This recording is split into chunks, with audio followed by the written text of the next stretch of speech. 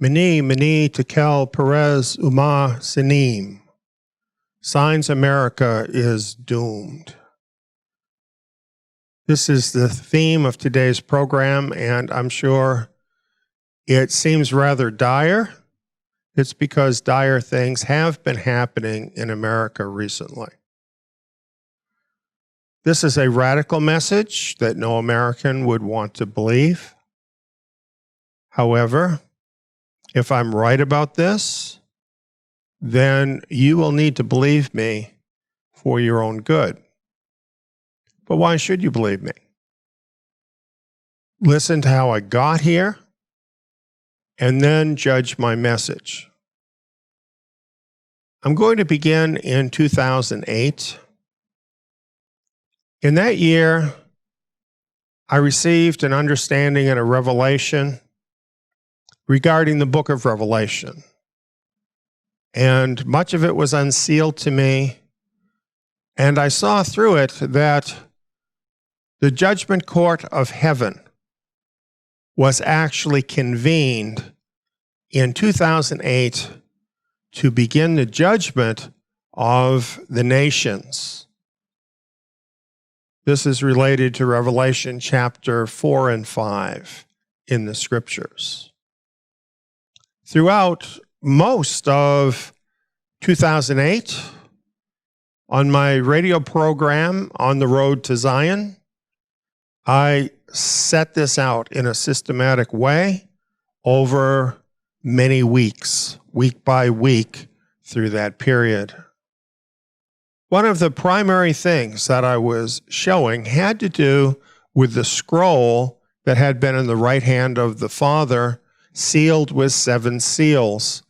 This scroll was put into the hand of Messiah, who then opened 4 of those seals. And at that time, the 4 horsemen of Revelation were released. And immediately there were effects here in the earth when that happened. And the black horse rider was the one that was most obviously felt. I spoke about this and broadcast my message in July of 2008 regarding the black horse rider. And in that message, I predicted that the black horse rider was about to bring global economic crisis. And that fall, global economic crisis came. This was just the beginning of the unfolding of this revelation. I wrote a book about it, announcing Judgment Day, announcing that this time of judgment had begun. And this book has been available since 2009. In 2011, I had a significant radio program talking about America. It was entitled Cracks in America. And I'd like to play excerpts from that program, Cracks in America, for you now. Shalom. The theme for today's program is Cracks in America. Yes, I think we're all concerned about the cracks that we're seeing in America as we record this program near the end of August 2011. It really has been a crazy summer. We had an earthquake in America. We had this unusual earthquake in Virginia, and the epicenter of that quake was less than 100 miles from Washington, D.C., was it not? Had to evacuate the White House. Yes. In fact, on August 24th, CBS News had this headline: Earthquake damages Washington Monument. There are cracks from the earthquake in the obelisk, the world's tallest obelisk, the Washington Monument. And I bet everybody is just waiting to hear your opinion and take on that. It gives some facts here. It tells us that the monument is the highest such structure in the world, being 555 feet, We're going to talk more about that in a little bit. It's also the world's tallest stone structure. It was inspected after the earthquake and found to have cracks in the Washington Monument. Friends, I think we're seeing signs all around us.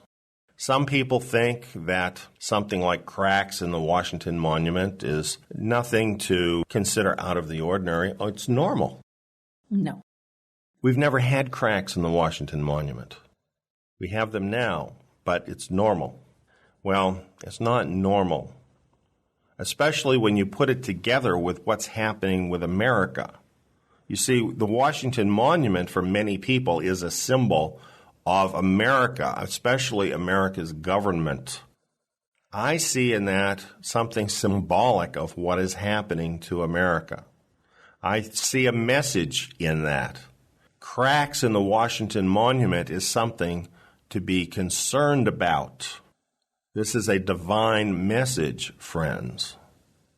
If you see cracks in a dam, it's going to blow. Well, this is what we're seeing. These cracks in America are substantive. The cracks in the Washington Monument are really a sign of God's judgment on America. And yes, I'm not ashamed to tell you, America is under judgment.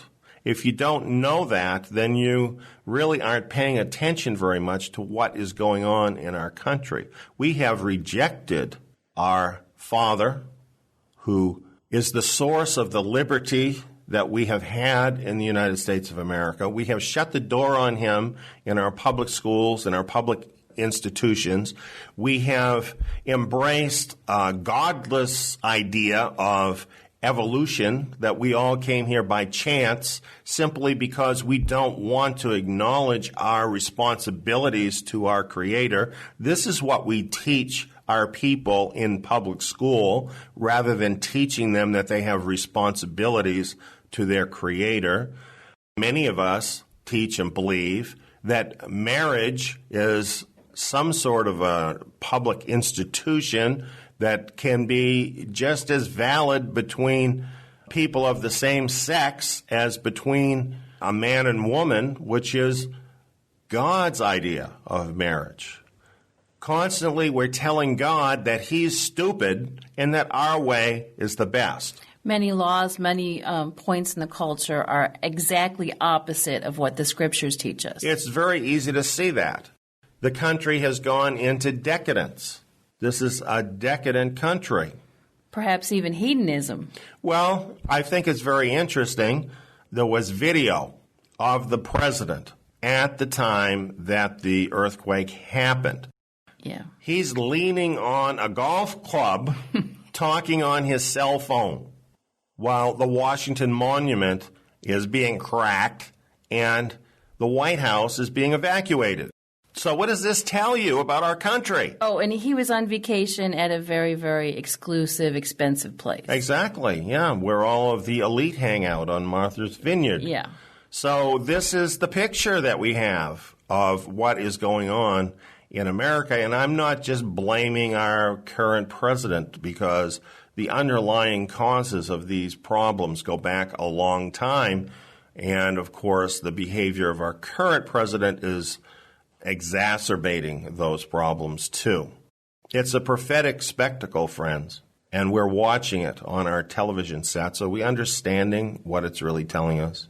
It's telling us that America is under judgment, and for good reasons.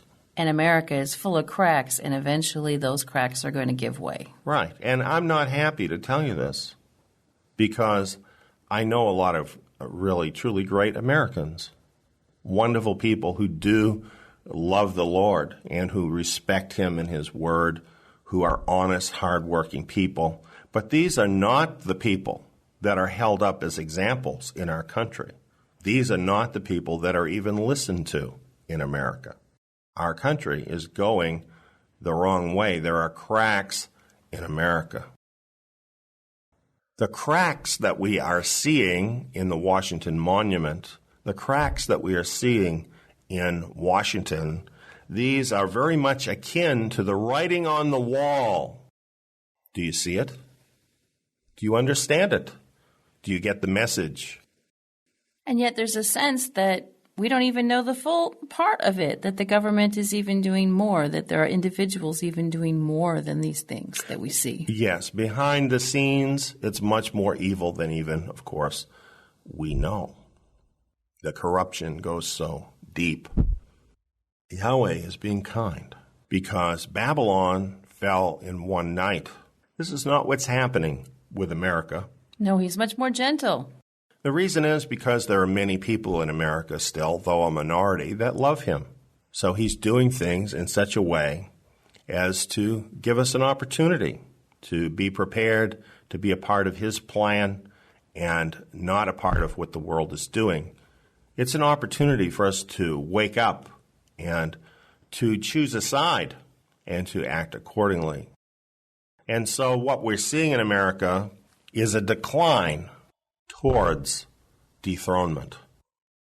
America is going to be taken off of the throne of the world. America is the one great superpower in the world. We're often told this, but this can end very rapidly. And in fact, there's nothing that could end it quicker than being broke. Once that happens, friends, America has many enemies in the world. And when America is down, they're going to see it as their opportunity to get their pound of flesh. So America is facing some very difficult things in the days ahead. I don't mean to scare you, but the truth is the truth. And what it says here is very much the writing on the wall. God has numbered your kingdom and put an end to it. You have been weighed on the scales and found deficient. That's the case right now for America. It's over now. Have your National Day of Prayer for America. You know how long we've been praying for America? And all the while, what has been happening? Well, an objective look would say that the people that we've been praying for have toughened up their necks. They're not looking and they're not paying attention. Listen, this has been going on for years and getting worse and worse. The elite in America, the people that actually run the country, they're not repenting, okay? Some of us think that if you just pray about it, everything's going to be okay. Well, when people don't repent, it's not going to be okay. Look at how many prophets Yahweh sent to his people, telling them to turn around. And they did not repent and did not repent. And finally, what happened? Desolation came to their country. Why should we think the United States is any different? Do you think it can't happen here? Let's talk a little bit about the Washington Monument today. In 2008, in the Washingtonian magazine, which is a magazine about Washington, D.C., it had an article, interestingly, calling Cracking the Code. Talking about cracking today, I find that kind of interesting. It has a big picture of the Washington Monument on the front of it, along with the layout of Washington, D.C., and all of the symbols that are actually part of the layout of the city. This magazine is not a conspiracy magazine, by the way. Far from it. But it acknowledges some interesting history about Washington. For one thing that's interesting is the involvement of Freemasonry with Washington. Washington has 36 lodges of the Grand Lodge of Free and Accepted Masons, along with the Big House of the Temple of the Scottish Rite on 16th Street and the towering George Washington Masonic National Memorial in Alexandria. Local Masons feel a strong bond to the area and to the history of the Republic, among whose founding fathers were many Masons, including George Washington, Benjamin Franklin, and many Revolutionary War generals. Members claim that most signers of the Declaration of Independence were Masons. This is another side of the history of the United States that some of us don't know about. This has been widely publicized, and this particular article is about a book by Dan Brown that focused on some of these things. In other movies, we've seen this. So this has been sort of coming forward lately about this Masonic connection with Washington, D.C., and that's what's focused on here. And, of course, this influence was quite great, with even George Washington himself being a Mason. Another leading Mason was Benjamin Franklin. He was an ambassador for the United States. He was a very important person, and he was also a Satanist. He was a member of the Hellfire Club. This is all documented. And not too long ago, the basement of his house was excavated, and they found the remains of people there. Of course, we don't want to think of one of our founding fathers as being so evil, so different explanations have been thought up for this, but the truth is he was a Satanist, and all of this really goes along with what you would expect from a Satanist. So what we're saying here is that there's another side to the founding of America, and this side is represented to us in this Masonic influence.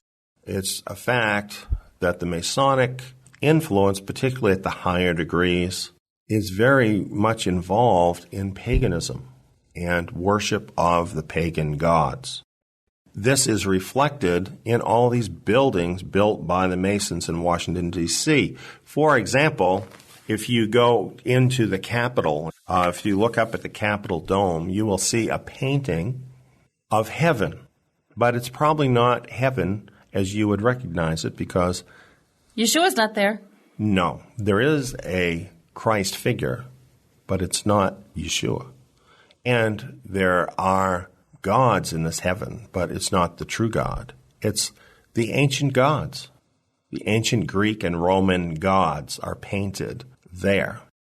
George Washington is ascending up into their midst to become a god himself.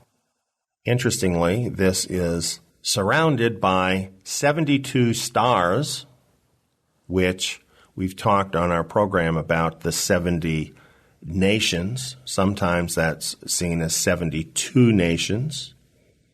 And these are the demon gods that rule over the 70 nations. So all of this shows that there was a pagan agenda in Washington, D.C., and we see this in all of these symbols. These symbols are on your money. When you look at the back of your dollar bill and you see the pyramid there with the all-seeing eye, you're seeing a symbol of this same thing that we're talking about. There is an influence behind America. This is the religion of the elite, friends, the people that actually run America. This is their religion, this pagan religion. So this is why there's been constant pressure, why they work so hard to get rid of the God of the Bible, to be able to get to a point where they can openly bring forth the worship of their gods. Now, that may sound weird to you, but you tell me why there are all of these Roman and Greek gods all over all of the important buildings in Washington, D.C. Give me an explanation for that in what is supposed to be a Christian country. You've probably seen some of the pictures of the layout of Washington, D.C. And if you've ever visited, there's areas where you can get lost very easily because the streets aren't at right angles. They're not at right corners to one another. They go in weird directions in some parts of town. Right. Well, for instance, resting at the White House is the apex of a pentagram. The street's laid out as a pentagram. And, of course, a pentagram is a very powerful magic symbol which is connected with the occult. Going off in the other direction is what is clearly the shape of a square and compass. The Masonic symbol. Right, the Masonic symbol. So these are two of the symbols that are really embedded in the city of Washington. You can draw a line from the U.S. Capitol to the Lincoln Memorial, and then roughly 2/3 away from the U.S. Capitol is where the Washington Monument is located. You can draw a straight line upward from there so that it makes a 45-degree angle, and it will take you directly to the Supreme Council 33rd degree temple. The White House is offset slightly from that line. Basically, what this is all about is that the Washington Monument, together with the U.S. Capitol, form an apparatus, actually a magical apparatus, that is operated by the Supreme Council. And anyone that understands how magic works, simply by looking at this, could see that. The fact that the White House is offset from that line tells you a lot. It tells you that it's not really the White House that is in control. All of this is visible in the layout of Washington, D.C. You have a pyramid formed, basically from the Washington Monument to the temple. Guess what, friends? It's exactly 13 blocks between the Washington Monument and the temple. 13, of course, is a very important number. In paganism, numbers are very important. Symbols are very important. And probably you've seen some of that and you think, oh, that's crazy. And I agree with you. It is crazy. But nevertheless, it's part of the pagan religion. And when you see all of these numbers, I'm going to tell you some more numbers today, pretty soon you start to realize that this is not all by accident. People invest in what they believe in. The people who made Washington, D.C. invested in what they believed in.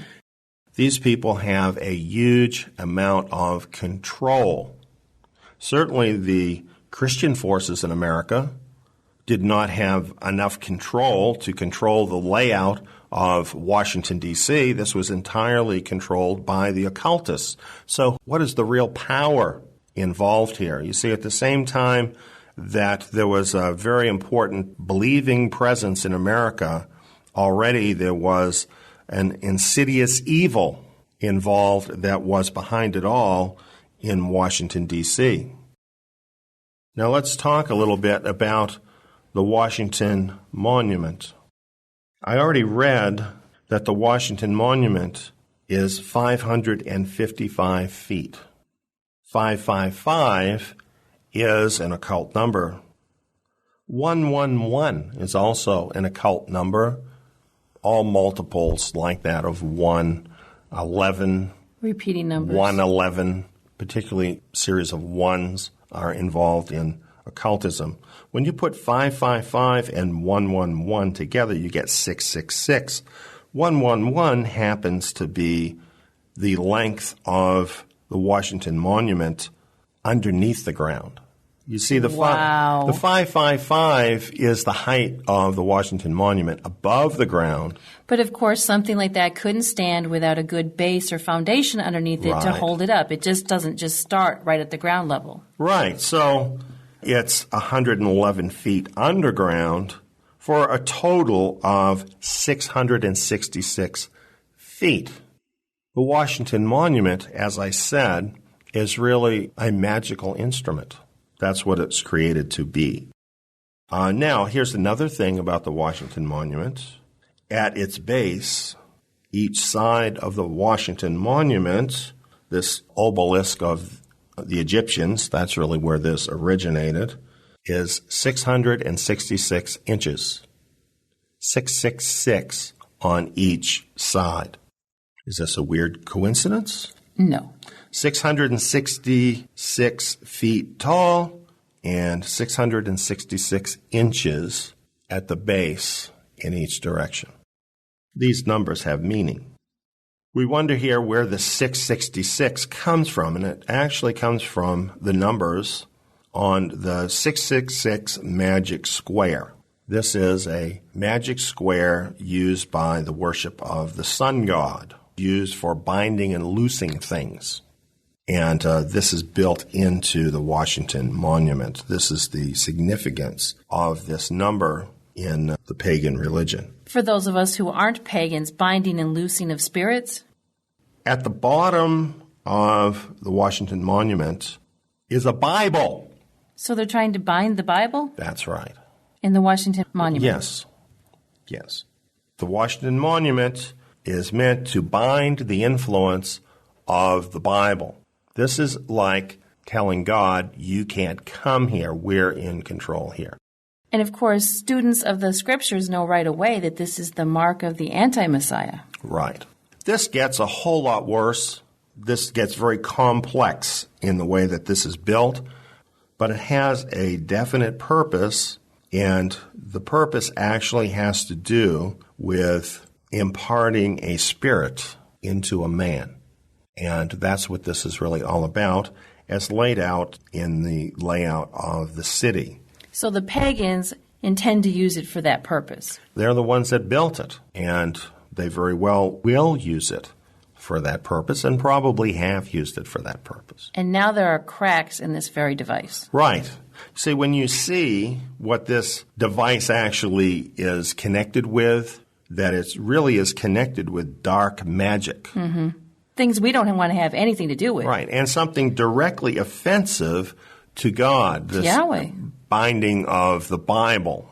This becomes very, very similar to what we were reading with Belshazzar and the holy implements from the temple. Yahweh shook the ground and cracked this. Exactly. So I believe that this is a message. You know, there's more than one level. To many of us, we just simply think of the Washington Monument as being representative of Washington and the government of the United States. And on that level, that being cracked has a message that I think everybody can see. The country's going to tumble down. It's just a matter of time. Right. To those who understand what the Washington Monument really is, and that it actually is a magic appliance that is used by the pagan elite who are running the country, who have actually tried to bind the influence of the Bible using this pagan structure, finding out that there's an earthquake at the time when the whole country is already shaking, and the Washington Monument is showing cracks. It's not working for them. There's a statement in this, and it's a statement that's very specific to these elite. And it's Yahweh telling them that they are being arrogant and they cannot control him, his influence. Here's this thing that they have set up to actually try and stop God, and he's put cracks in it.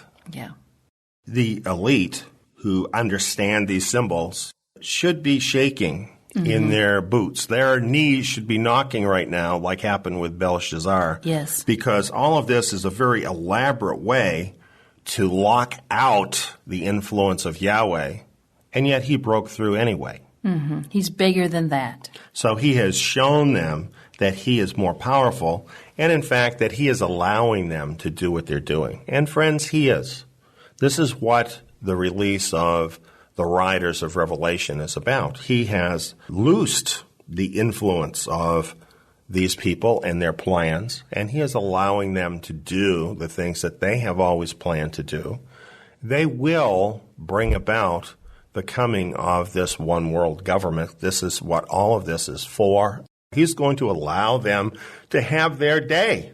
But in the meantime, he is going to continue to show his greatness over their pagan gods. This is the sign that we see in the cracking of the Washington Monument. Well, all of this is what you could refer to as a bad omen for what's happening here in America. There is a battle going on between the forces of good and the forces of evil, and in a certain respect, it's the forces of evil that are going to win, as far as America is concerned. Not as far as individual believers are concerned, but the days of this country, as the great power that it's been, are indeed numbered. This is just a fact, and the throes of all of that are going to affect all of us. First of all, in the country, and then, of course, around the world. But America has to be set aside for the one world government to come in. This will happen. The reason this happened now, this crack that has happened in Washington, although probably most people would see it as a relatively little thing, it's not a little thing. This is the voice of God telling us that we have reached a tipping point. Right. That's where we're at. And things have been going downhill pretty rapidly since 2008. From this point, there's going to be an acceleration of that, an acceleration in the decline. We've reached a tipping point, and it's been decided, and we are headed towards the end of the economic system in America, the end of the glory of America, and we're headed towards this one world government.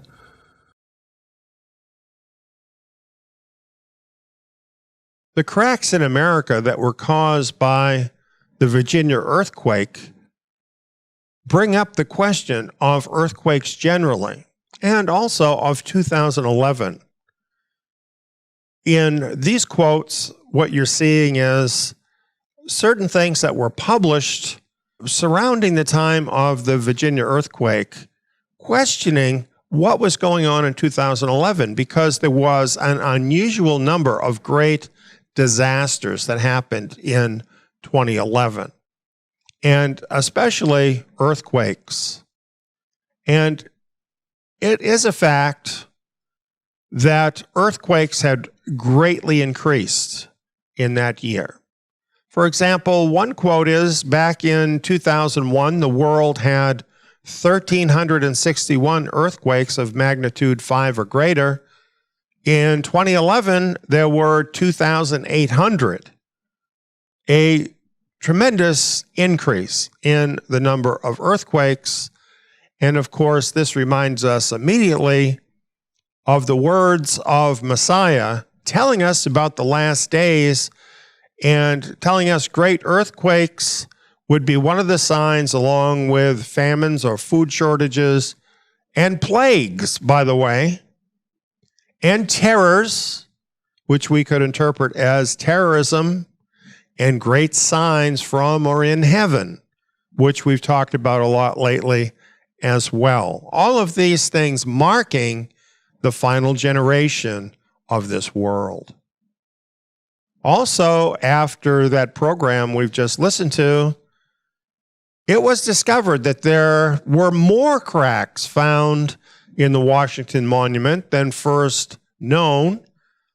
One of them 4 feet long, and others, and all of this requiring millions of dollars in repairs to the Washington Monument.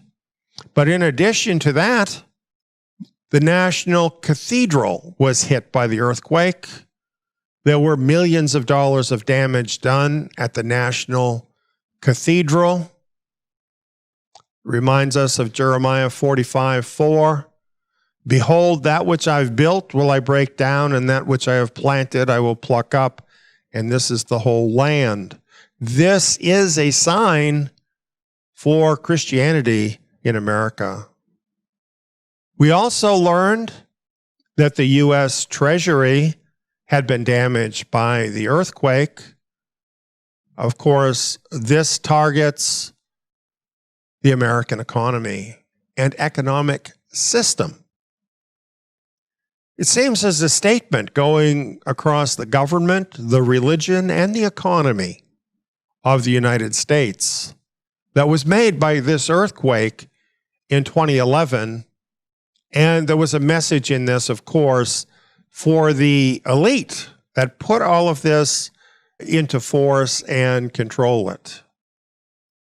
Because of these added facts, in our next radio program, we brought this message, Washington Shaken, Not Stirred, in which we brought forth more of the same information, now bring in these added events. You might want to listen to this program too at some point when you have the time.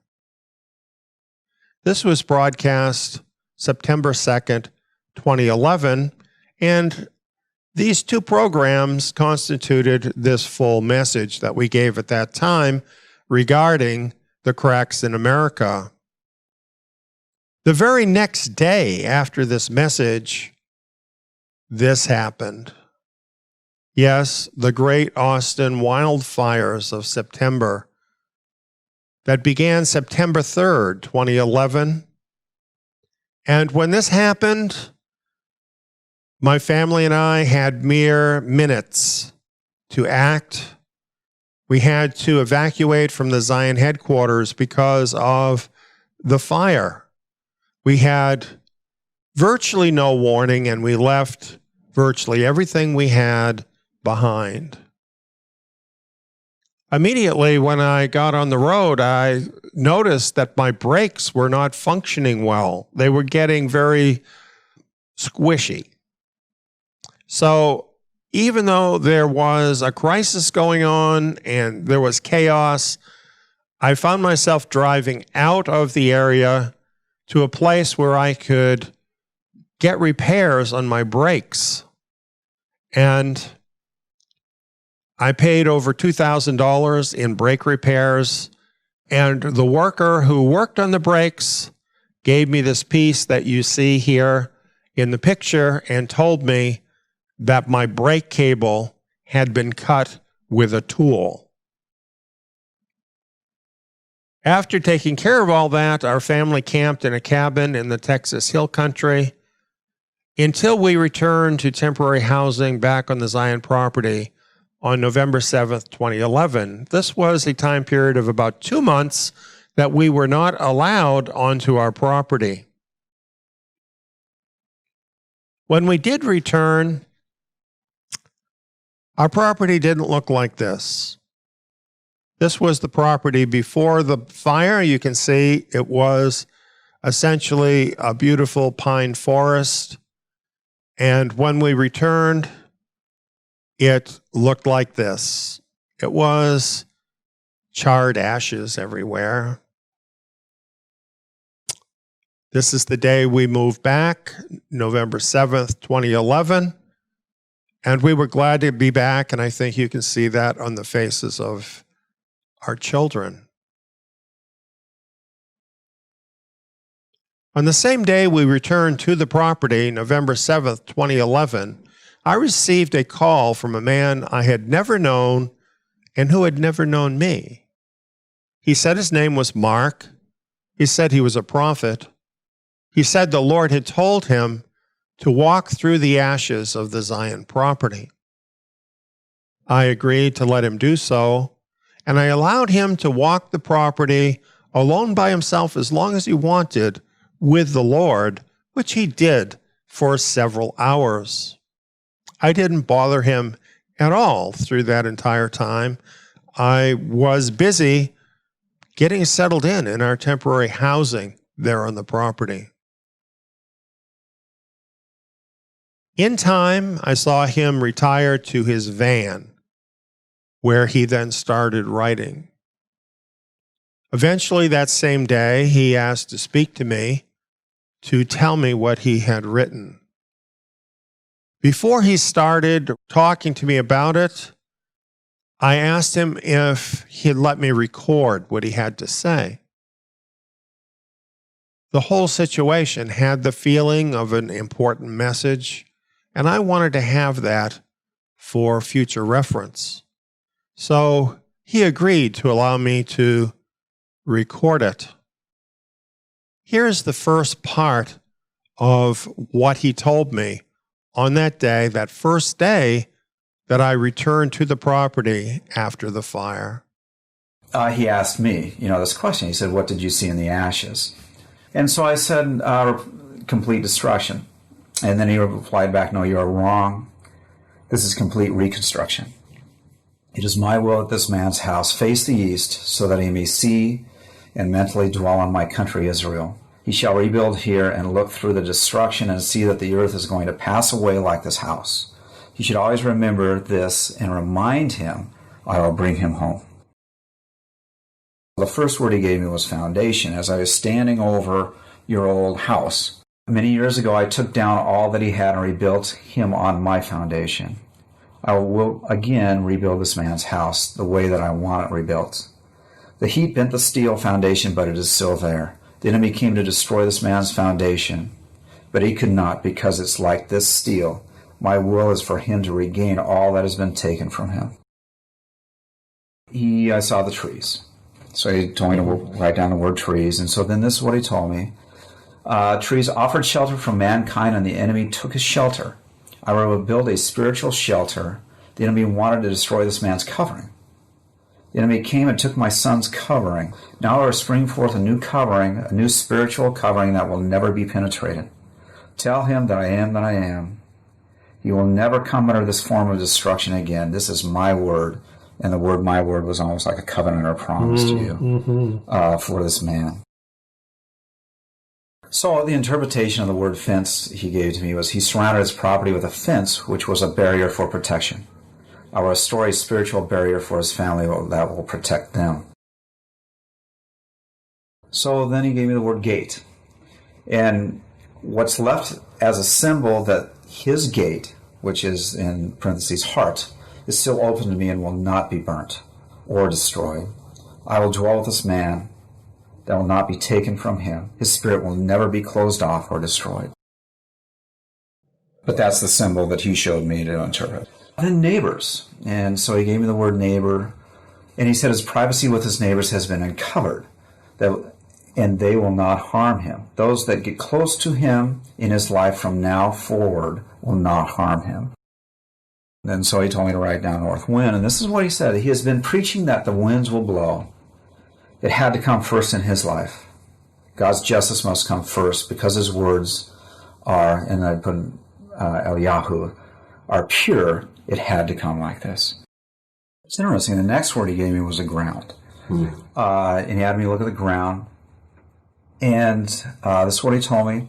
It has been scorched and is something of a blessing. It will bring forth new life and a purity of my hand through my nature, and it had to be scorched. Then the next word was the sky. The sky was brown and blocked the sun from shining through. This is during the fire, when it first came. The enemy came to block my will from entering this man's life.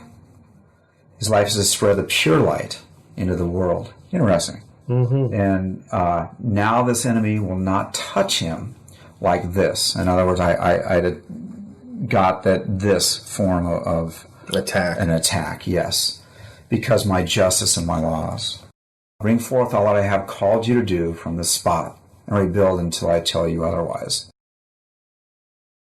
I saw this first series of messages being really a personal message about me and the property, an encouraging message as we began to take on the task of rebuilding there in that place.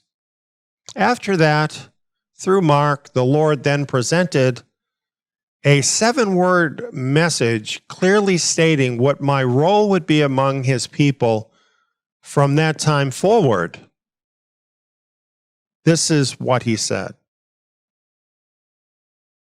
Yahweh gave me 7 words. He gave me 7 words concerning you. The first word was came, and this is what he wrote after that. You are going to come to a different place than you ever been before. You came when I told you to come. You have followed my teaching. You have led many by teaching them. Come back to the place you started. Act as my son, for you are.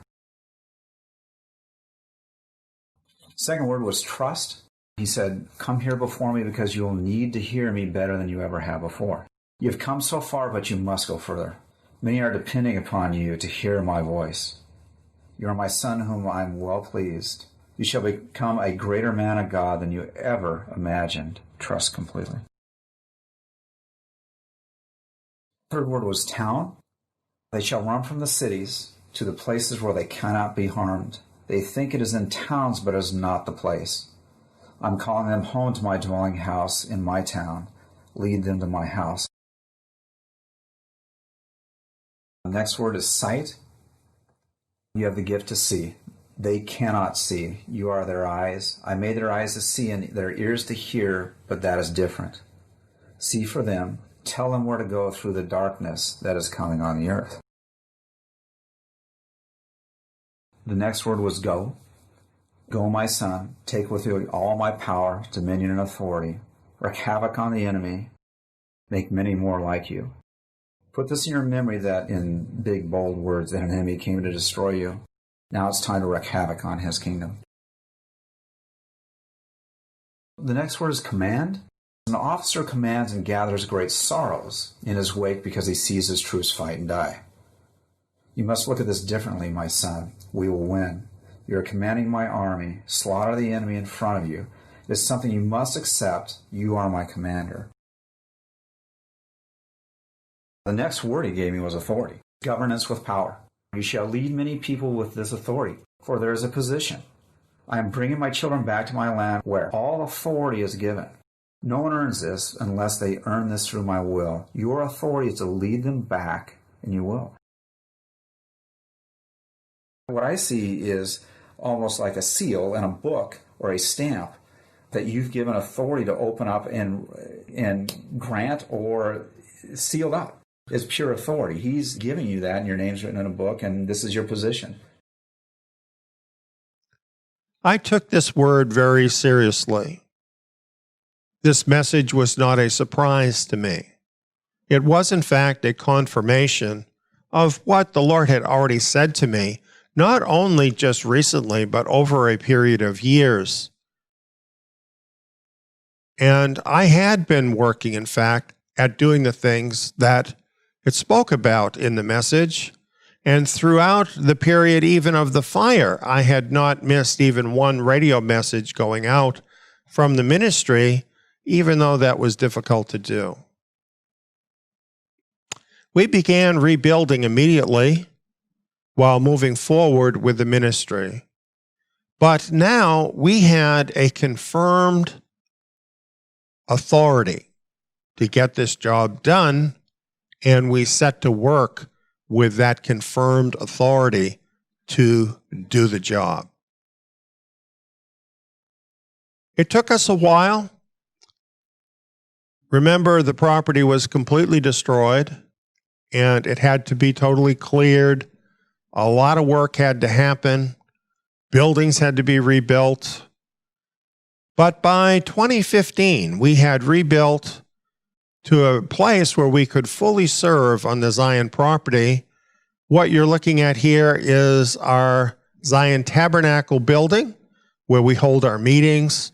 We have other buildings on the property as well, including places, of course, for our Zion volunteers to live. And we have continued building, just as the Lord said in that message.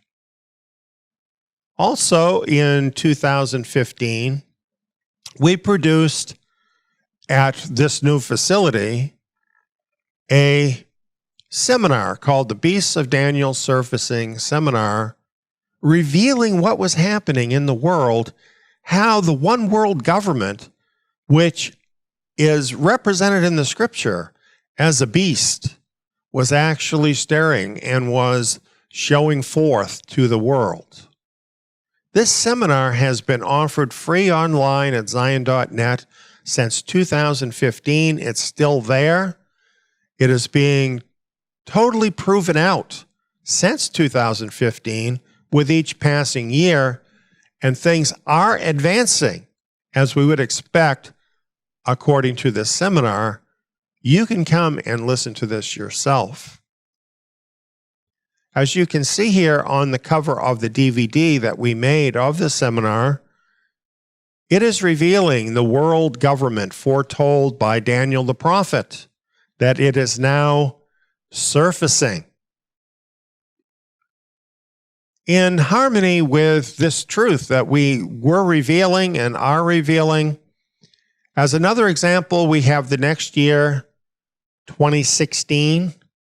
This is a newsletter, a portion actually of that newsletter from 2016, where I'm writing about matters having to do with Donald Trump. Now, it's interesting that I published this on March 16th, 2016.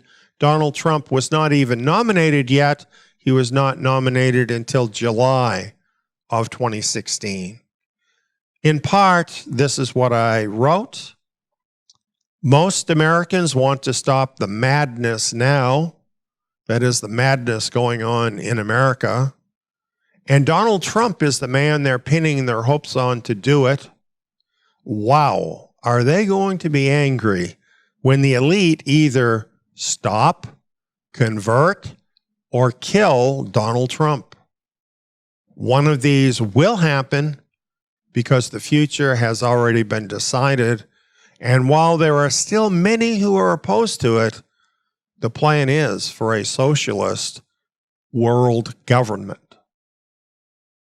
I never backed away from this statement, even though many were saying that things had changed when Donald Trump became president, that there was going to be a new emergence of conservatism that would sweep the country and the world and overturn globalism. I never bought into that, and this has always been my message. And now, in recent days, this seems to have happened, and the administration of Donald Trump has, in fact, been stopped by the elite. I told you that would happen before Donald Trump was ever nominated. Here's some of the content we've produced for this crisis. As you can see, I've been very busy doing the things the Lord told me to do in those messages. We have produced hundreds of hours of content to prepare His people for this crisis.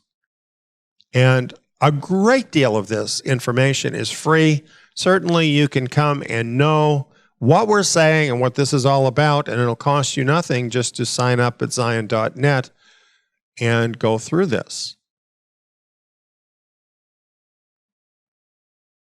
Most recently, we have come out with this message, the one and only nation written in the stars. This is very appropriate for where we're at right now and the things that I'm talking about today, because it's talking about signs in the sky. Relevant signs that match up with the scriptures and Bible prophecy. This is available to you as well. I'm sharing all these examples of what I've been doing and saying since 2008. So you can see I've not been bringing a popular message to build a following, but I have been working diligently to get this message out. What I have been doing is bringing a consistent message based solidly in the Word that has been borne out as true by real unfolding events in the real world, even though it's not what people want to have happen. And I've done this, and I've been able to do this because, as that message brought to me by the Lord's prophet says, I have a gift to see. And I have been seeing, and I have been reporting to you the things that I'm seeing, whether the things you will like to hear or not. I have consistently told you the truth. Now let's look at the signs in the sky that spell doom for America. December 14th, 2020. This was the day that the Electoral College elected Joe Biden for the next president of the United States. This was also the day of a total solar eclipse that occurred on December 14th, 2020. A solar eclipse can be a sign of death. I could cite many examples, but the most important is the one you find in Matthew 27:45, where a solar eclipse was present at the time of the death of Yeshua Messiah. But what death occurred on December 14th, 2020? Here's a quote by Theodore Roosevelt that I think speaks to this. He said, "The death knell of the Republic had rung as soon as the active power became lodged in the hands of those who sought not to do justice to all citizens, rich and poor alike, but to stand for one special class and for its interest as opposed to the interests of others." Here, what Roosevelt is seeing is that the republic is meant to represent all people, and it is to offer equal justice under the law to all people, not just to a certain elite group. And when the power should pass from the people to a certain elite group, that is the death knell of the republic, because it's really not a republic anymore. Some believe this is what just happened when those electors of the Electoral College made their choice on December 14th, 2020. Some say government of, by, for the people, that is the republic, died on that day. They say election by the people was morphed into selection by the elite.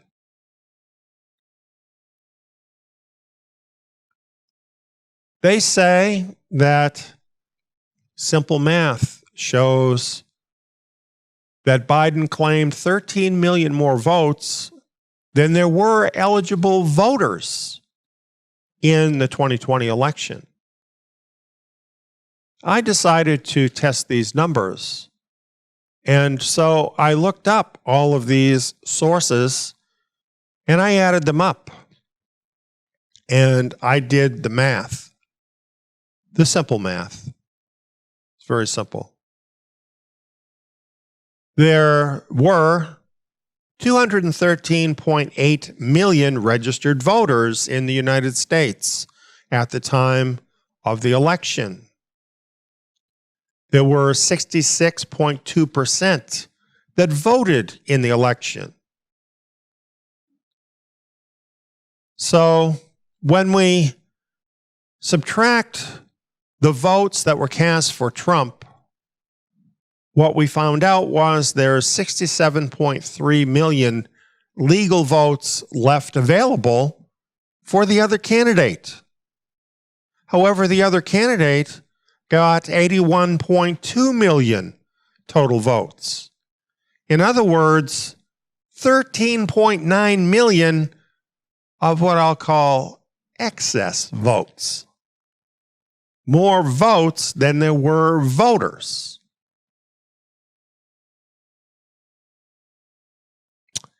Here's an article from Forbes. It said, Donald Trump's presidency will end on the day of a comet, a meteor shower, and a total eclipse of the sun. That's a pretty busy sky that day. It also said, delve into the dates and it gets even odder. Because December 14th, 2020 is exactly halfway between two great American eclipses, which are extremely rare events. Interesting to note that total solar eclipses are a recurring theme in North America at the moment. How interesting that there was a total eclipse on the day that some say the Republic died. And that day happens to be right in the middle of the two great American eclipses. What is this talking about? This article, also from Forbes, but from a different writer, says this. When is the next eclipse? We're now exactly halfway between the great American eclipses of 2017 and 2024. Here they are. This is the path of totality of the eclipse of August 21st, 2017.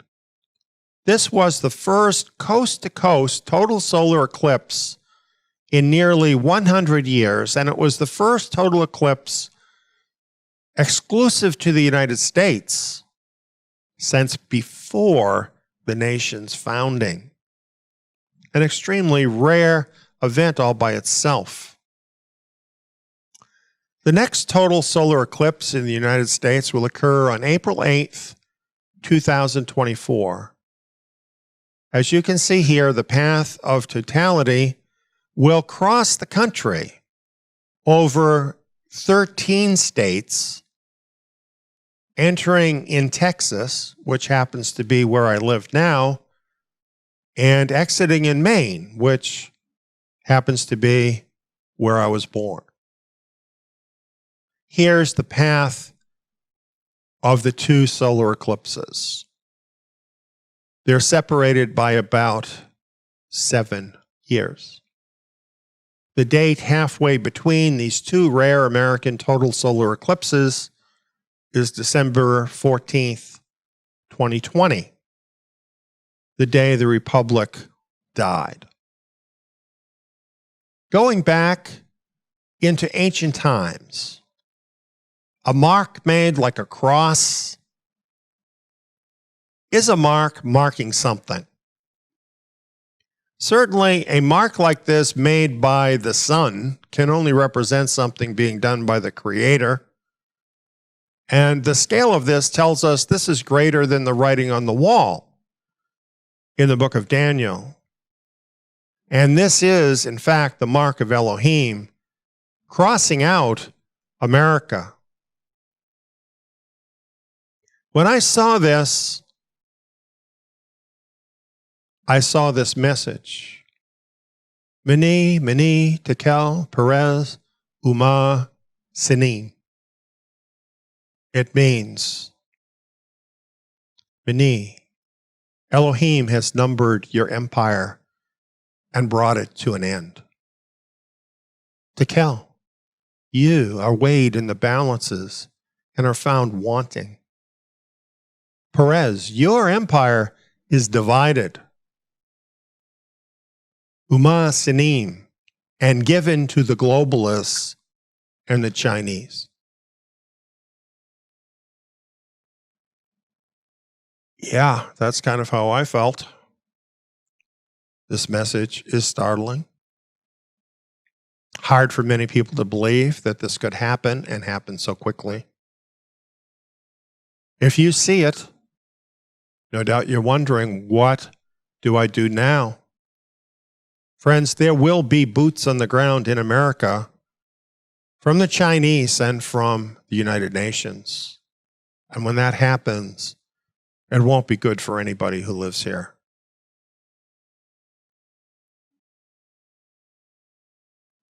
Here are your options. Option 1, do nothing. Have fun. Go along to get along. And simply be assimilated into the collective when the time comes, in a few years or less, of course, starting already.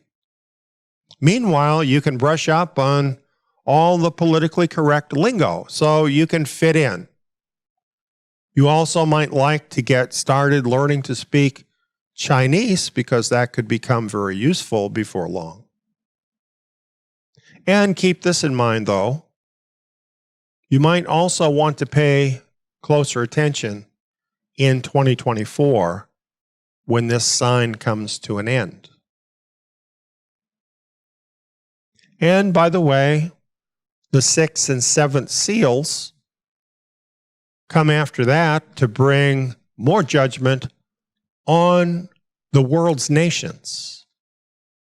This is why also we're inviting the righteous of all the nations of the world to join us in the option that's set before us. Option 2, some will prefer to be part of the resistance against the tyranny. And I totally get that. And I even admire the valor of those who take this option. But then I wonder, is it noble or is it stupid to mount a war that's already determined you can't win? That's something for you to decide. Then we have option 3. Many will use the flea on the dog strategy. The flea mostly isn't noticed by the dog, right? Just too small, buried under all that hair. So the idea is hiding out in remote rural towns and villages where you won't be noticed, thinking you won't be touched there. It sounds logical, but the Lord told me that's not the place. What he said is, they shall run from the cities to the places where they cannot be harmed. They think it's in towns, but that's not the place. I'm calling them home to my dwelling house in my town. Lead them to my house, the Lord said. Well, I can hear some responding right now. That's the pre-tribulation rapture, right? Wrong. Wrong. That's a false doctrine from the devil meant to lull you to sleep. It's worked tremendously well with a lot of people. The scriptures clearly say that those who are part of the body of Messiah, they are joined to him after the tribulation. Read it yourself in Matthew 24. Yet many are so smug in their beliefs, they will do nothing about the current situation. They believe nothing bad can come to them because they are sure the pre-trib rapture will happen first, and surely God would never let anything bad happen to them. That is a foolish thought.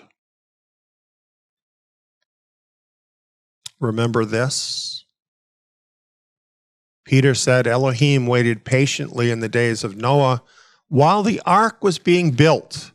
In it, few, that is 8 souls, were saved through the water. And I remind you, Elohim shows his greatness by bringing his people through times of judgment. He didn't snatch Noah away to heaven while the bad things were happening.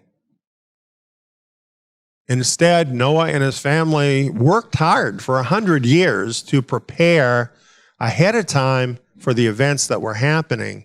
And then the Creator brought righteous Noah and his family through that time.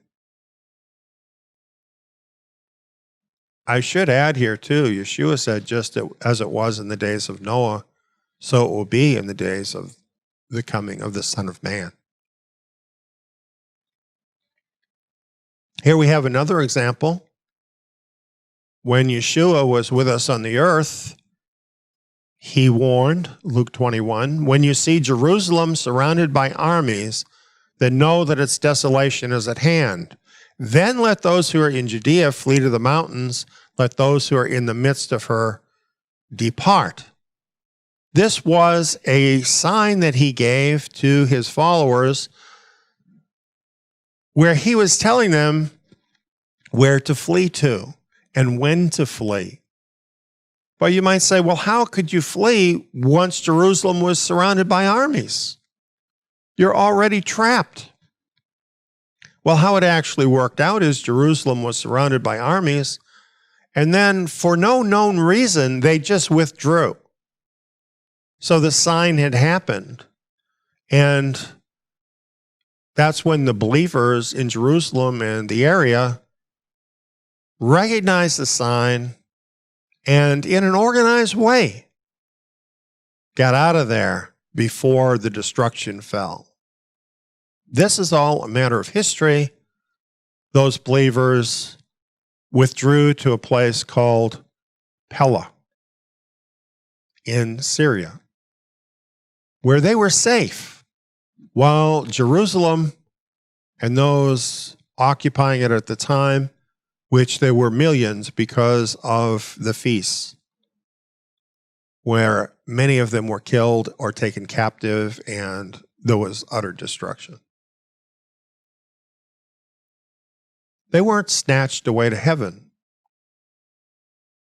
They fled with a sign as was spoken to them. In somewhat more recent history, we have the Pilgrims. They didn't feel that they had to stand and fight the tyranny in the country they lived in. Instead, the Pilgrims fled tyranny to create a new society based on faith and Scripture in a new world prepared for them ahead of time by the hand of God. It was a new world to them. They didn't know how to live there. So when they first arrived, many of them lost their lives. However, the Pilgrims received help they had not expected from the people of the dawn. Oh, you don't recognize the name People of the Dawn? You think maybe they're Native Americans? They never heard that term.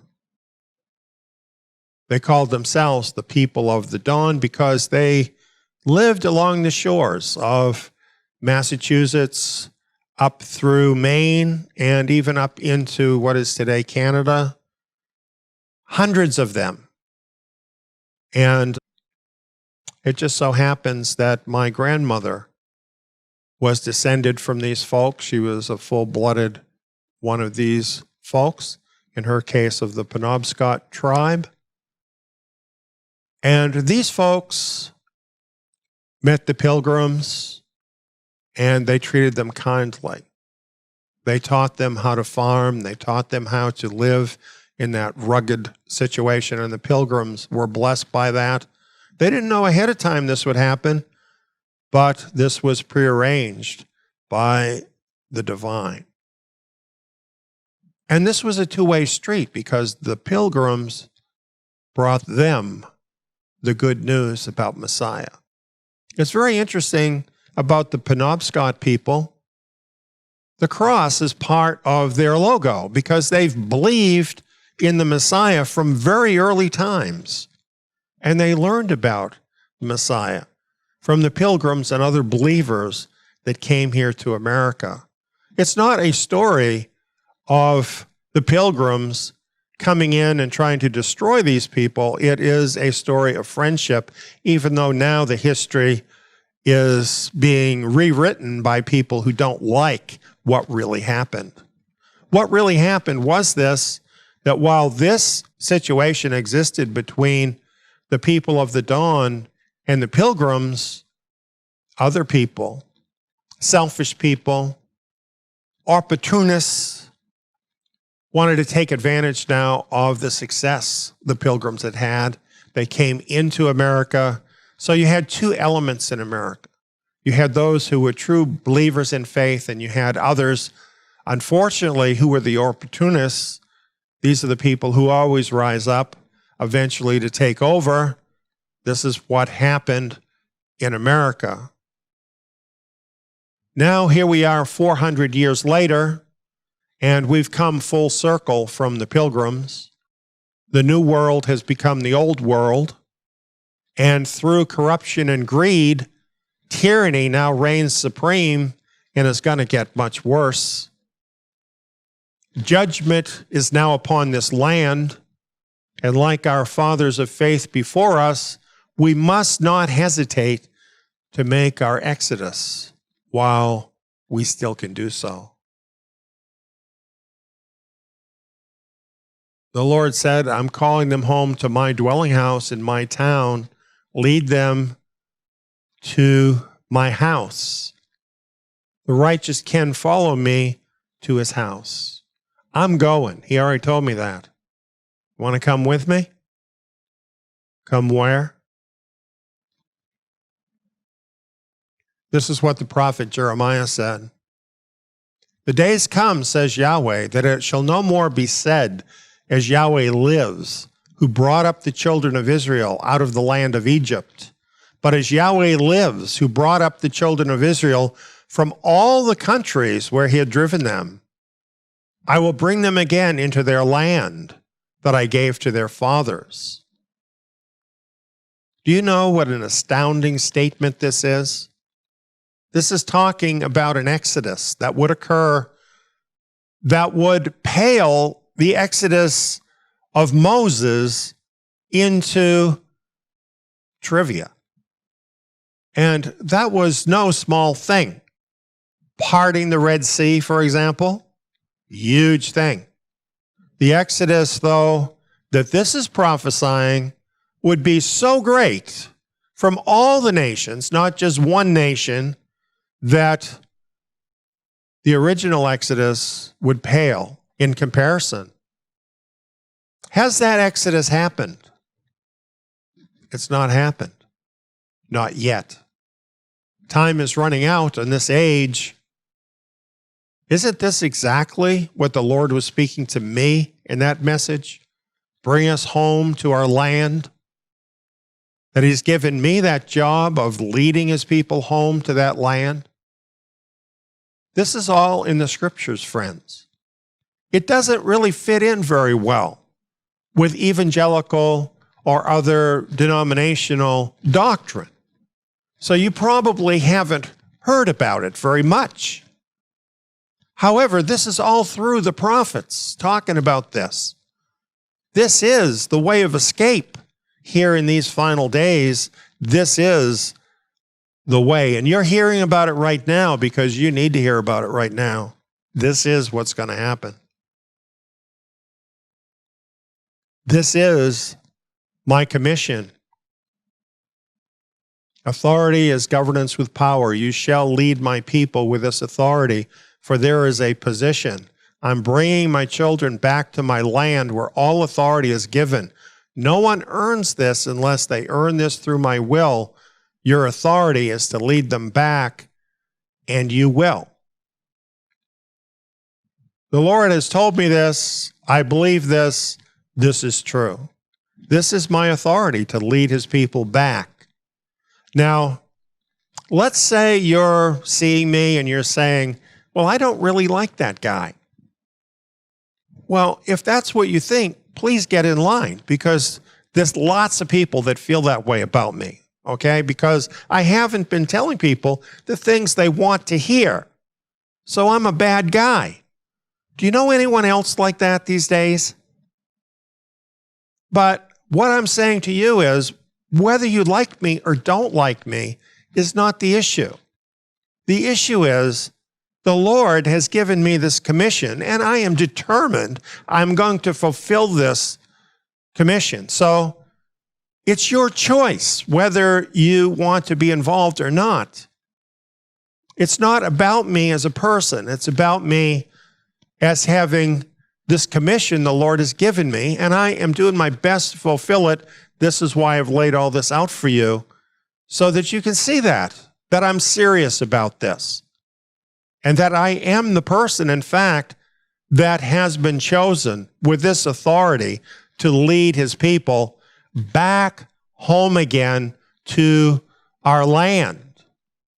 And where else would the final place of safety be, if not in His land, the biblical land that He has kept for His faithful?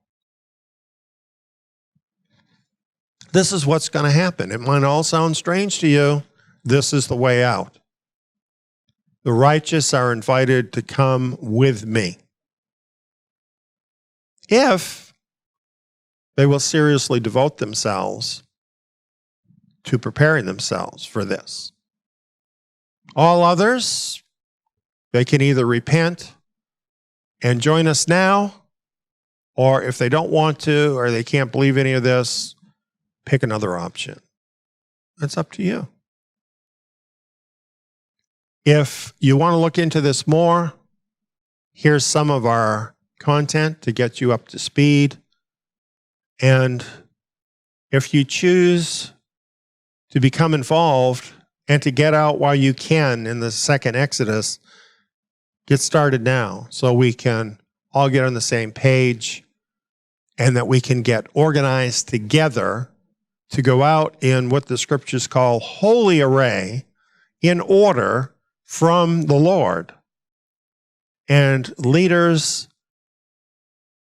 are people who are potential leaders in this movement. Please contact me. because this is not a one-man band. We need lots of leaders to be involved in this for this to succeed. Please contact me, and let's start getting organized for the Remnant Exodus. Zion.net, TSIYON.net. Please go there and get started. That's my message. Signs America is doomed, pointing the way out. Think about it, pray about it. Watch this message over and over again until you get it. I hope you join us.